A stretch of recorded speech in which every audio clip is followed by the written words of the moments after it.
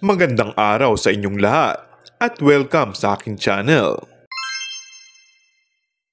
Marami ang nagulat sa naging pasabog kamakailan ni Aiko Melendez sa kanyang YouTube channel kung saan guest nito sa nasabing interview ang aktor na si Diego Loizaga. Pinapili kasi ni Aiko ang aktor. Tanong ni Aiko kay Diego. Pumili ng isa, Barbie Imperial, Sofia Andres, Frankie Russell, and Julia Montes. Sino sa kanila ang may tuturi mong the one that got away? Lahat ng binanggit ni Aiko ay ang mga naging ex-girlfriend nito. Mabilis na sagot ng aktor, Sofia Andres. Hindi naman nagulat ng ilan na si Sofia ang pinili nito dahil hindi naman lihim noon na naging sila ng aktres. Ang ikinagulat ng mga netizens, lalo na mga fans si Julia Montes, ay isa pala ang aktres na naging karelasyon noon ni Diego Loizaga.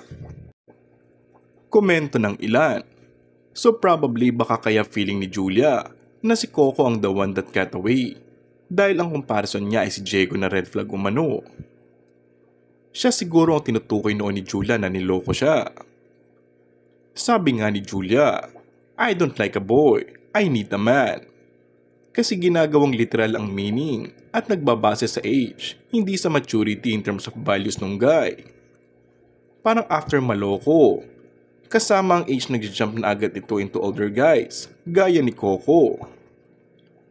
Nagkasama noon si Julia Montes at Diego Loizaga sa isang tindama anthology na Growing Up, kasama sina Catherine Bernardo at Daniel Padilla.